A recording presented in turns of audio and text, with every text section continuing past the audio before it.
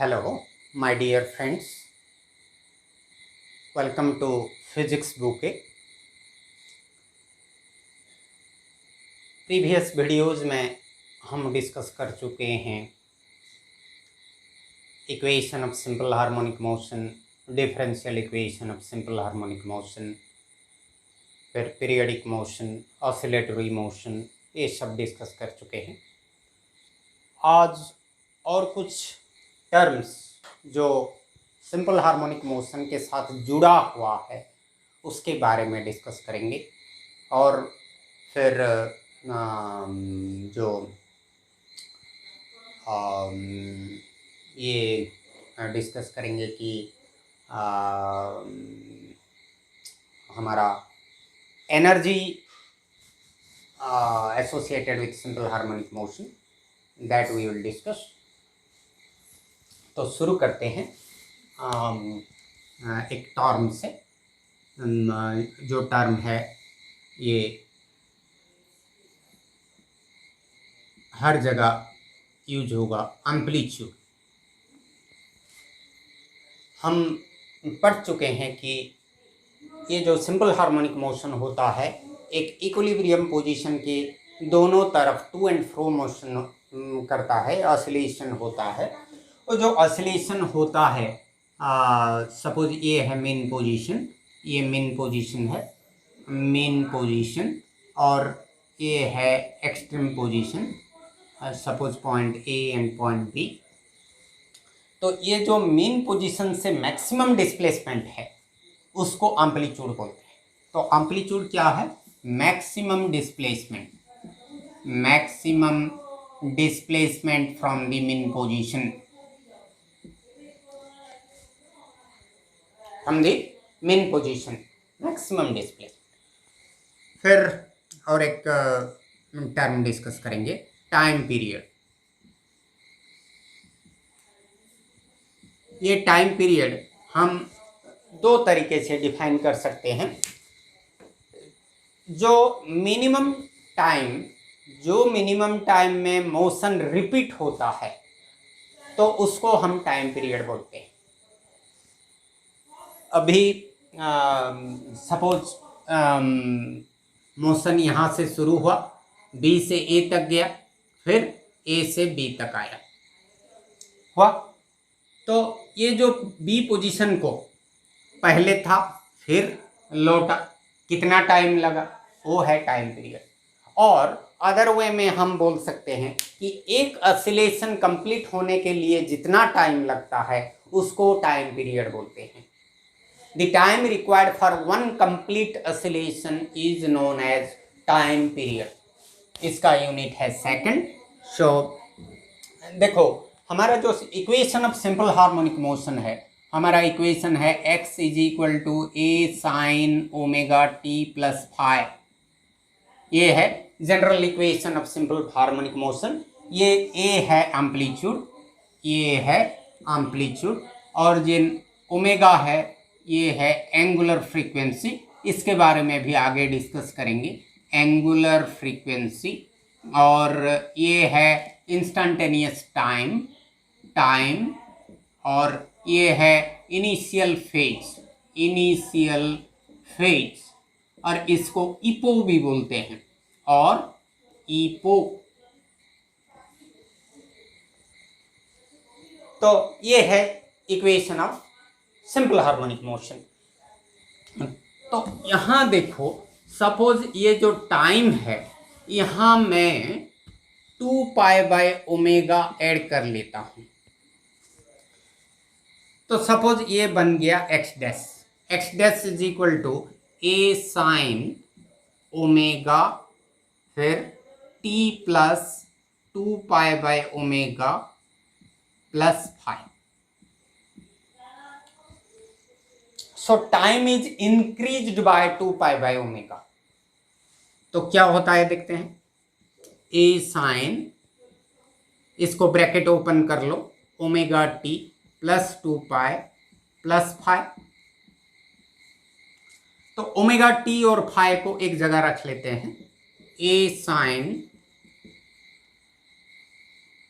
Omega t plus phi और omega T plus 2 pi plus 5, 2 pi plus omega T plus 5. But sine 2 pi plus theta is equal to sine theta. So what will be the result? So it is equal to a sine omega t plus 5. Sine 2 pi plus theta is equal to sine theta. यहाँ theta की जगह omega T plus 5 है. सो ये बन गया क्या, ये इसके साथ सेम है. So x dash is equal to x, मतलब 2 पाई बाय ओमेगा, टाइम में 2 पाई बाय ओमेगा ऐड करने से भी ये जो डिस्प्लेसमेंट में कोई चेंजेस नहीं आता. मतलब ये डिस्प्लेसमेंट और एक्स डैश डिस्प्लेसमेंट इक्वल है. That means even if time is increased by 2 pi by omega, there is no change in displacement. What does it mean? Time is increased मतलब वो पार्टिकल तो एक ही जगह नहीं रहेगा, मतलब मोशन रिपीट हो रहा है. सो मोशन कब रिपीट हो रहा है? 2 पाई बाय ओमेगा टाइम के बाद मोशन रिपीट हो रहा है. सो 2 pi by omega is the time period. Time period. So 2 pi by omega time के बाद मोशन रिपीट हुआ, फिर अनदर 2 पाई बाय ओमेगा के बाद और रिपीट होगा. Therefore the minimum time interval after which the motion is repeated is known as time period, or the time required for a complete oscillation is time period. So our time period is equal to 2 pi by omega. So we can write t is equal to 2 pi by omega. ये है relation. मगर हम जब differential equation solve किए, equation of simple harmonic motion derive किए, वहाँ पर तुम प्रीवियस वीडियो में रेफर कर सकते हो. हमने एक क्वांटिटी निकाले थे k by M is equal to omega square, और we can write omega is equal to root over of k by M. तो यहाँ जो ओमेगा है यहाँ पर डाल देते हैं तो क्या मिलेगा? t is equal to 2 pi by root over k by m. इसको थोड़ा सिंप्लीफाई कर लेंगे तो हमको मिल जाएगा 2 pi root over M by K. So it can be another relation. So T is equal to 2 pi mass of the particle and K is the force constant. इसको spring constant भी बोलते हैं. So anyway, again another relation can be developed from this relation. That also will derive. We have F is equal to kx. ये है कौन सा? Restoring force के लिए F is equal to minus kx. तो रिस्टोरिंग फोर्स जब equilibrium में, simple harmonic motion में इक्विलिब्रियम में जब पार्टिकल रहता है तो तब क्या होता है? रिस्टोरिंग फोर्स के साथ अपोजिंग फोर्स या डिफर्मिंग फोर्स इक्वल होता है. बाकी रिस्टोरिंग फोर्स में नेगेटिव साइन होता है और जो अपोजिंग फोर्स में प्लस साइन होता है. तो F is equal to k x. So we can write m a is equal to k x, और we can write k by M is equal to how much? A by x. Right. और m by k is equal to x by a. m by k is equal to x by a. This expression should be put here to get another expression. Another expression will be t is equal to 2 pi root over of m by k के जगह हम लिख लेते हैं x by a. What is x? Displacement from the mean position, and a acceleration of the particle. So our expression will be t is equal to 2 pi root over displacement by acceleration. It is displacement by acceleration. So this is another useful expression for the time period. So t is equal to 2 pi by omega, t is equal to 2 pi root over m by k, and t is equal to 2 pi root over displacement by acceleration. So looking at the numerical problem given, which formula is to be used, we have to decide. Now we will discuss what is frequency and what is angular frequency. So third term है frequency. Frequency क्या होता है?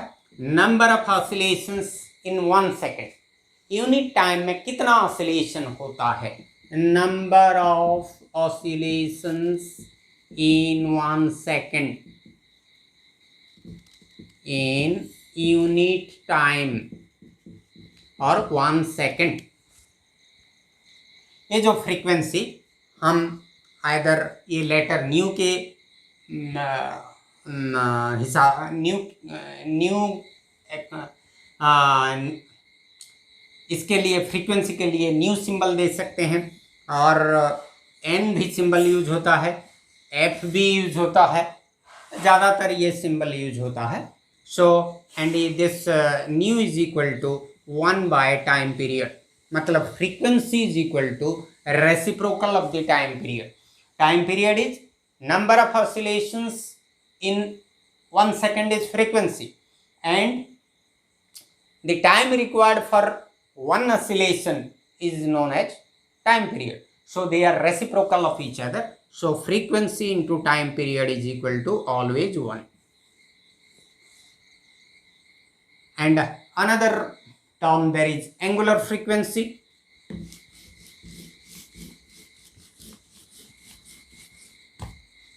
Angular frequency. Angular frequency. ये जो angular frequency होता है ये क्या? Actually it is angle subscribed per unit time. This is angle subscribed और angle subtended per unit time. per unit time. Angle subtended per unit time. So it is theta by t. Since it is angle subtended per unit time, that is why it is known as angular frequency. And this angular frequency is equal to 2 pi into 2 pi by time period. Actually omega is equal to theta by t. This is angle subtended and this is time taken. So एक complete oscillation में जो time require होता है इसको क्या बोलते हैं? Time period. और कंप्लीट ऑसिलेशन जब होता है, जब एक कंप्लीट ऑसिलेशन होता है उसके लिए हम एंगल सबटेंड करेंगे तो ये 2 पाई आ जाएगा. जब रेफरेंस सर्कल लेके डिस्कस करेंगे तो ये ऑसिलेशन एक बार होगा तो यहाँ एक पार्टिकल होगा तो ये कंप्लीटली 1 कंप्लीट रिवोल्यूशन करेगा. तो सेंटर में क्या आएगा? एंगल 2 पाई आएगा. देयरफॉर थीटा के जगह 2 पाई हो जाएगा. So omega is equal to 2 pi by time period. But 1 by time period is our frequency, so that will be 2 pi into frequency. So our angular frequency is equal to this much. And it is named angular frequency because it is angle subtended per unit time.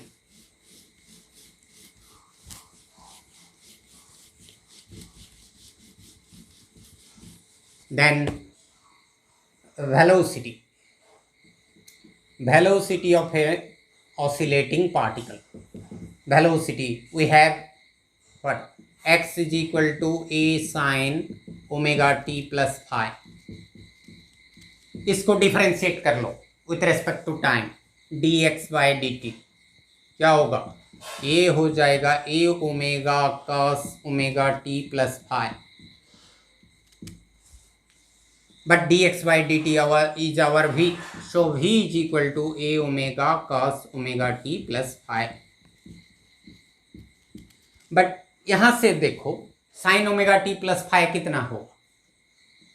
इसमें से हमको मिलेगा sine omega T plus phi is equal to X by कौन? Sine omega T plus phi. तो cos omega T plus five कितना होगा, cos omega T plus five ये हो जाएगा root over of 1 minus sine square omega T plus five, मतलब 1 minus x square by A square, मतलब ये हो जाएगा A square minus x square root over divided by A square का root over मतलब ए।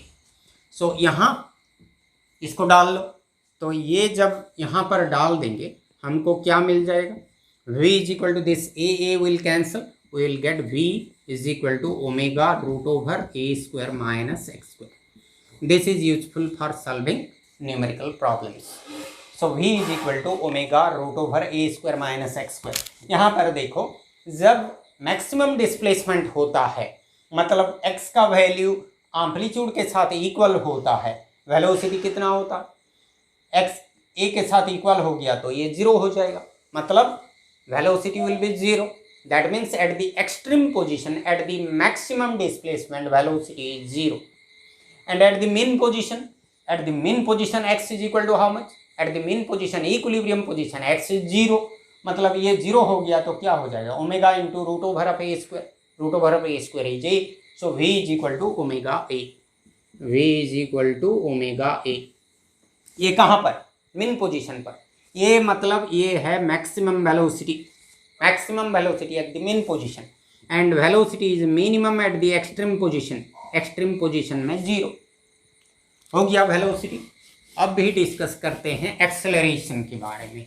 एक्सेलरेशन क्या, एक्सेलरेशन हमारा जो रिस्टोरिंग फोर्स है ये है F is equal to minus K X, मतलब m is equal to minus K x और a is equal to minus K by M X, but a is equal to we can write k by m is written as omega square, so a is equal to minus omega square x. So this is the expression for acceleration. This negative sign indicates that acceleration is always directed towards the mean position. So in this video